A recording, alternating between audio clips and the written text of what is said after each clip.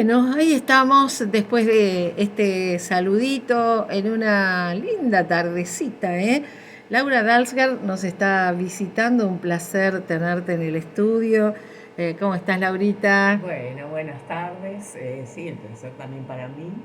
Así que bueno, muchas gracias por recibirme. Bueno, a mí siempre me gusta que los oyentes conozcan un poquito de quién es el entrevistado para después entrar en el tema que es muy interesante, además, que está proponiendo en la Semana de la Eutonía, ¿no? Ujú.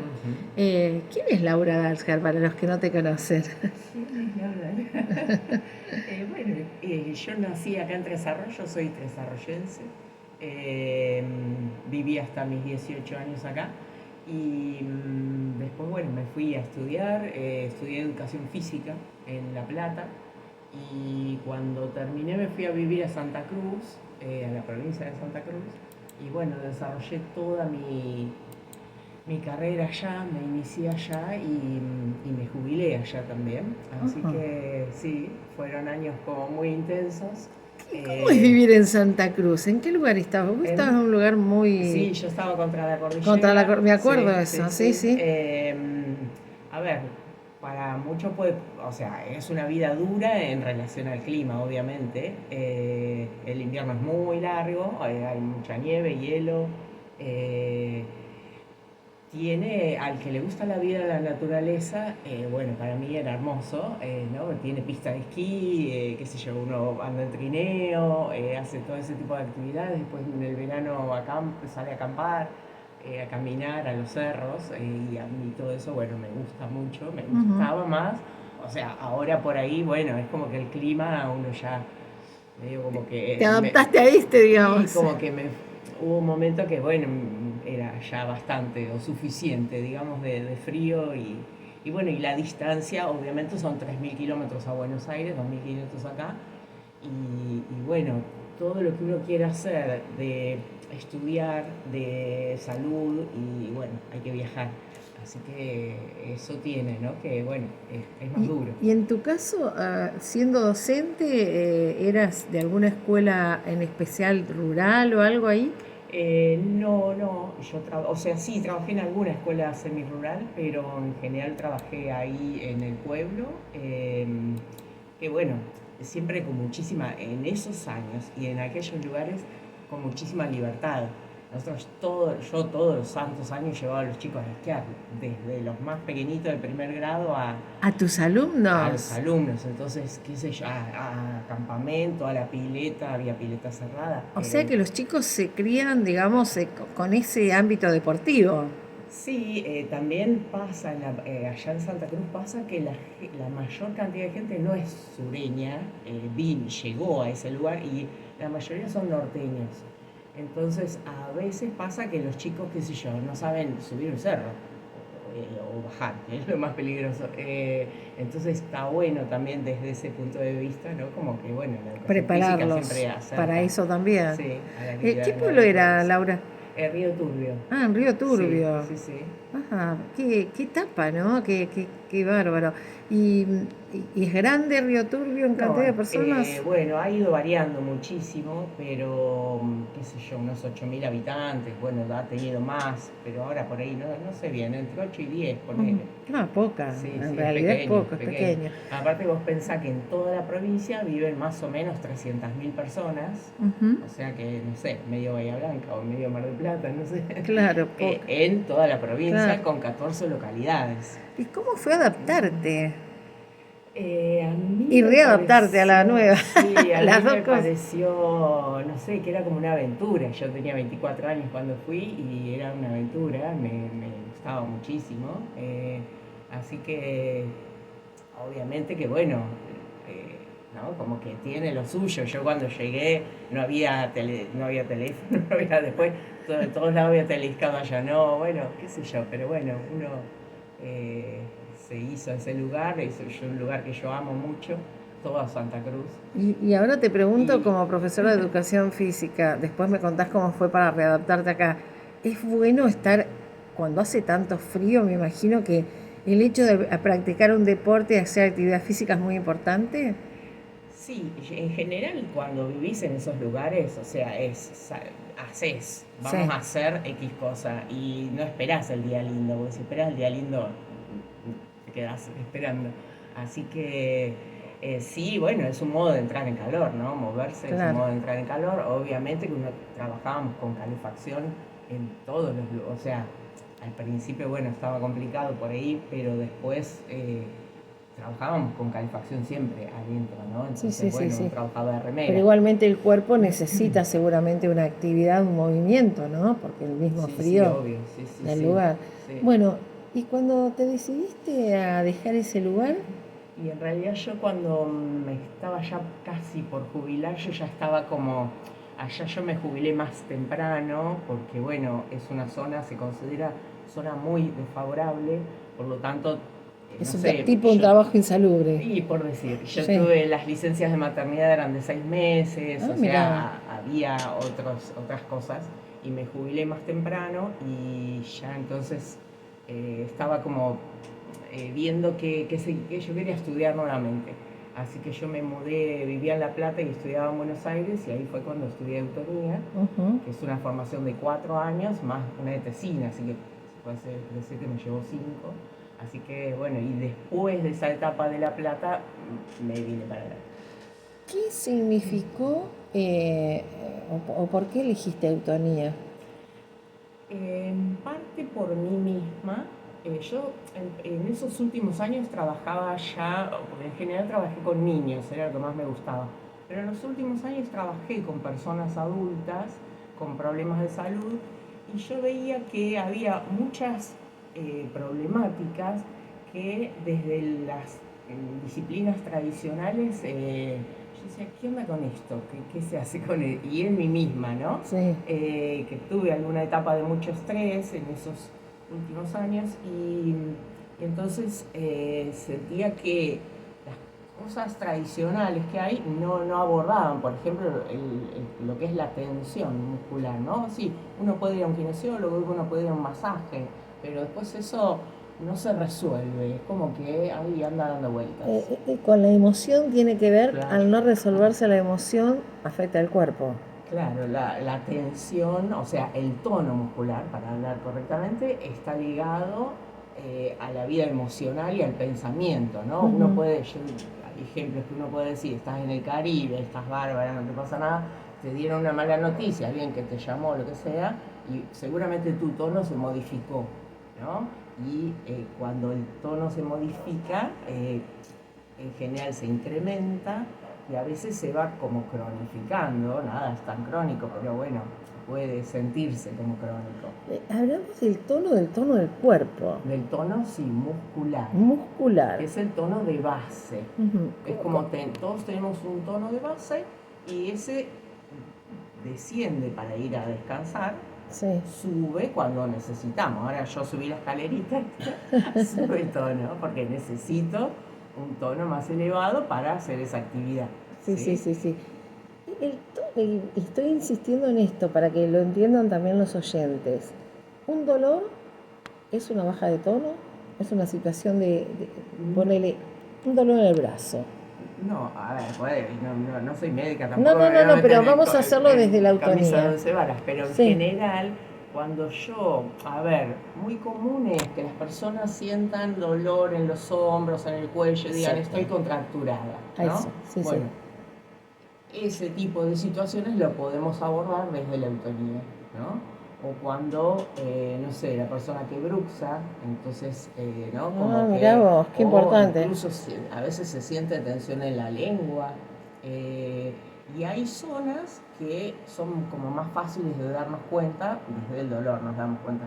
Y hay otras que tal vez no somos conscientes, capaz que no somos conscientes que las plantas de los pies están, ¿no? Con los dedos, como Sí, en sí, sí. garra, no nos damos cuenta y muy probable que a medida que vamos haciendo eutonía nos vamos dando cuenta de esos lugares que no nos habíamos dado cuenta, o de cerrar, ¿no? Como la axila, Ese bueno, movimiento, elevar los hombros, claro. tantas cosas, ¿no? Que, tantos gestos que hacemos y bueno, que son generadores de tensión. Si tuviéramos que ir a la historia de la eutonía, ¿dónde surge? La creadora es Gerda Alexander, que es alemana, pero ella desarrolla el método en Dinamarca. Y después ya se queda a vivir para siempre en Dinamarca. Sí, sí, sí. Y acá llega porque hay, en algún momento ella viene a la Argentina y una profesora de educación física que conoce la eutonía con Gerda, como que se enamora de la disciplina y se va a Dinamarca a estudiar, a hacer la formación.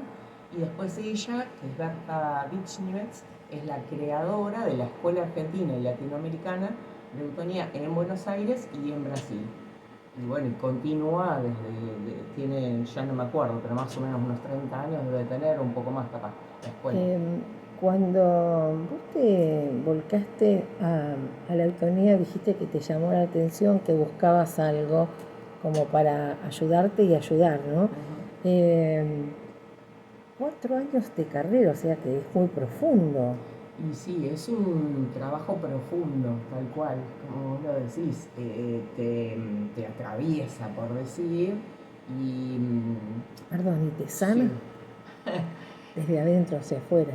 Sí, creo que lo que tiene que es como una disciplina de autoconocimiento, ¿no? Porque así como somos con nuestro cuerpo, somos... Sí.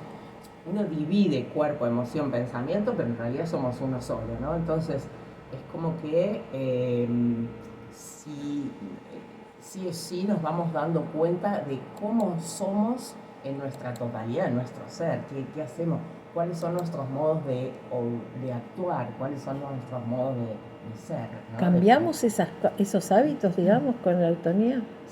Se puede modificar, uno puede modificar siempre que hay, yo creo que el deseo es el motor del cambio, ¿no? Uno siempre va a poder modificar si está en el deseo de uno. Entonces sí, yo creo que se puede modificar y mucho. ¿A qué edades se le puede decir que están en condiciones de practicar la eutonía? Yo creo que a cualquier edad. El tema es que yo, no sé, si yo me acuerdo de mí misma cuando yo era muchísimo más joven, por ahí no tenía paciencia para determinadas prácticas, ¿no? Claro. Si yo voy, a veces, no sé, mi hijo me dice, estoy contracturado, y yo digo, típico de madre, ¿no? Pesada, ¿querés que te haga un trabajito, qué sé yo, que, no sé, te enseñe algo, qué sé yo? Y por ahí empieza y después me dice, ¿sabes qué pasa? Que no tengo paciencia para esto. Es una disciplina muy introspectiva, muy sutil, muy para adentro. Entonces... Exige, primero que nada, aprender a ser paciente. Tal cual. Si uno pero tiene... como también sí. Es, para mí, y muchas personas, ¿no?, que lo practican lo dicen, generadora de mucho placer y de un bienestar muy profundo cuando uno termina, en el durante y cuando uno termina el trabajo, bueno, esas sensaciones tan placenteras y ese estar en armonía y en calma desde lo corporal y desde lo psíquico, es lo que te va ganando, digamos, ¿no? Pero... Laura, si vos se lo tenés que explicar al oyente, ¿cómo se lo explicás? ¿Cómo sería un momento, una clase? Sí. Vos lo estás dando, ya estás dando clases. Sí.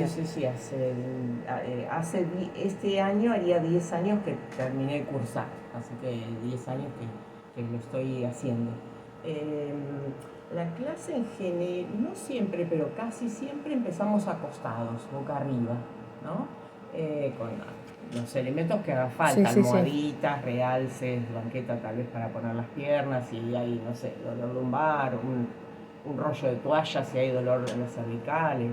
Y hacemos con una toma de conciencia inicial de cómo estamos, o de cómo está de cada persona, ¿no? Entonces vamos la guía es verbal, yo voy consignando verbalmente, no muestro los ejercicios.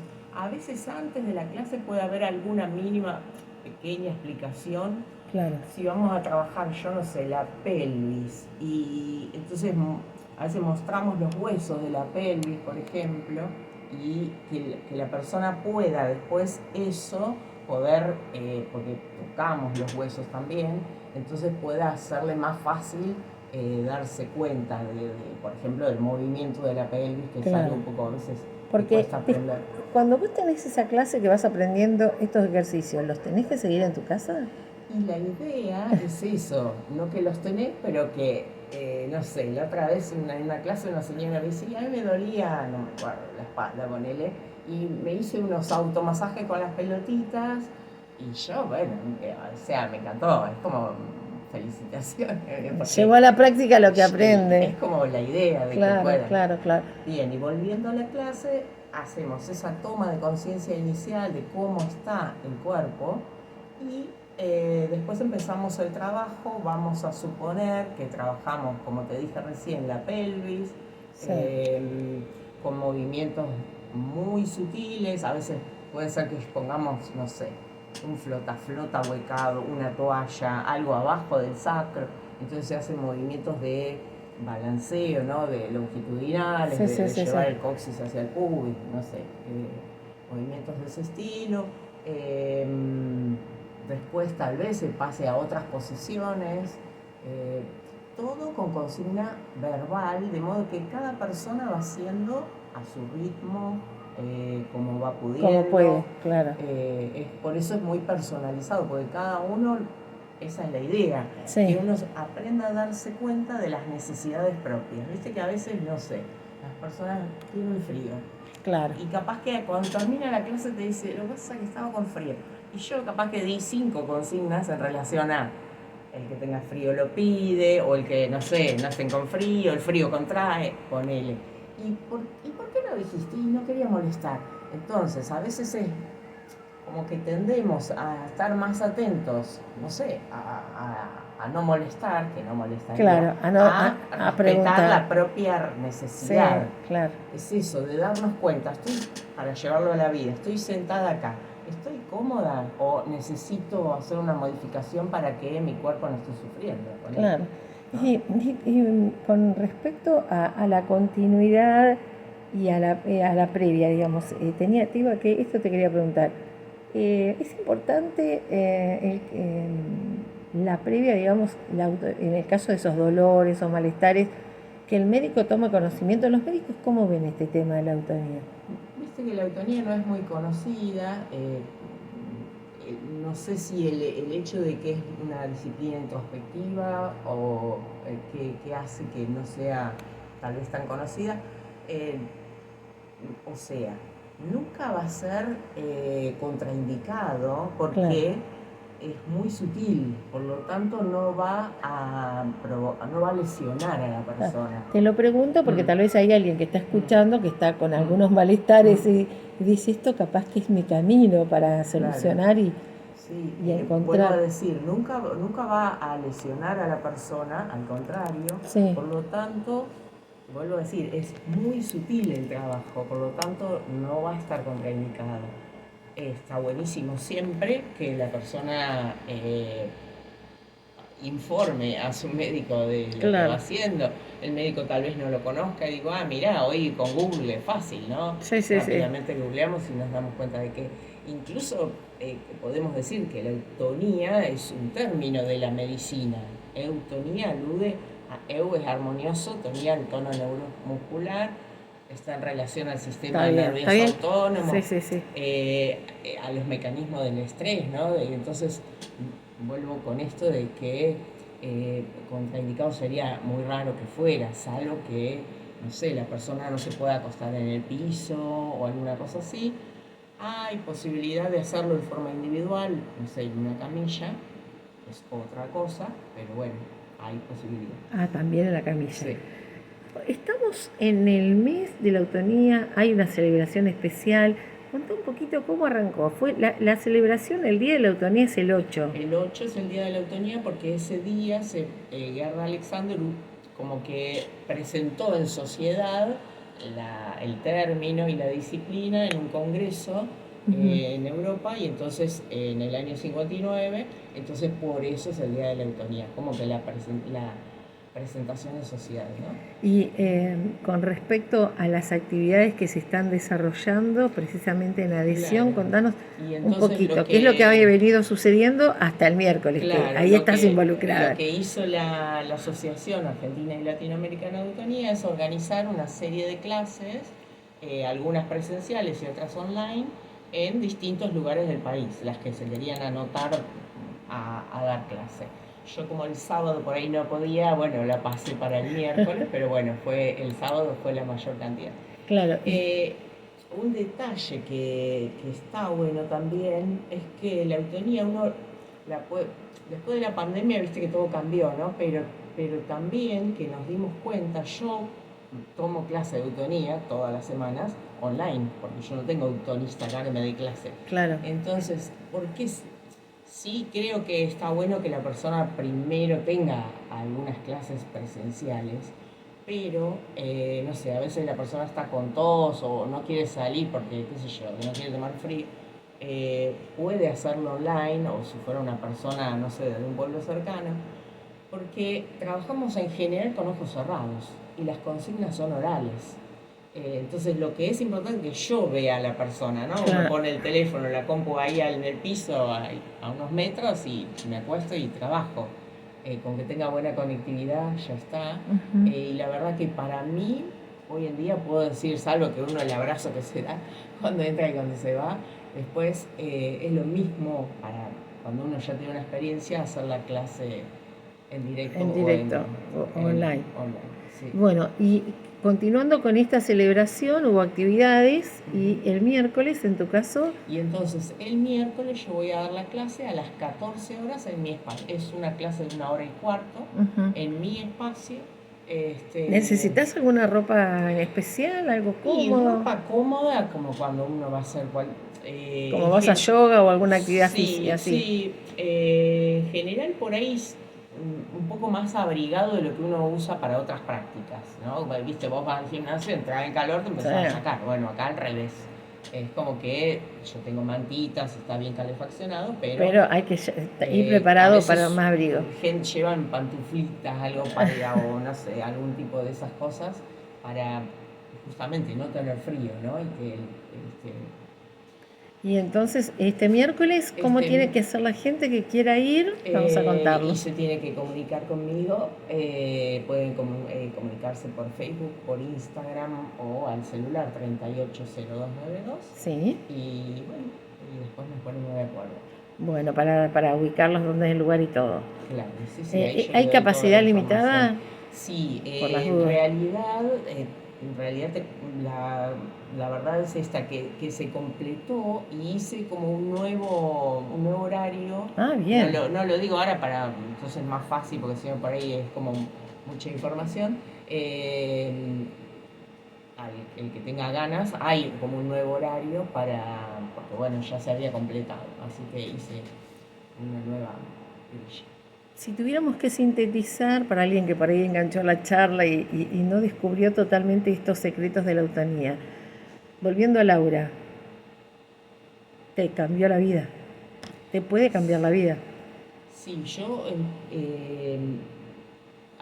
puedo decir que tengo como un antes y un después de la eutanía, claramente. Esto de estar atenta a las necesidades propias, a respetarse, ¿no? Sobre todo, a darse los tiempos, a darse tiempos de pausa. Y a veces pareciera que estas disciplinas introspectivas son para personas como muy, como se dice, muy tranquilas. Sí. Y yo no sé, puede ser, pero en mi caso, y muchas veces me parece que puede ser al revés también, ¿no? El que la persona que es muy inquieta, ya sea físicamente, mentalmente o ambas, puede ayudar. Tal vez necesita a veces como ese estado. Una quietud, una calma, una pausa para volver en sí, ¿no? Para no... En eutonía hablamos esto de estar en el afuera o en el adentro. ¿Qué quiere decir estar en el adentro? Sentirse. Claro. Que es lo que básicamente hacemos en eutonía, aprender a sentirnos, a sentir nuestro cuerpo y a sentirnos como persona en nuestra totalidad, ¿no? Que esto, vuelvo a decir, cuáles son nuestras necesidades. Bien.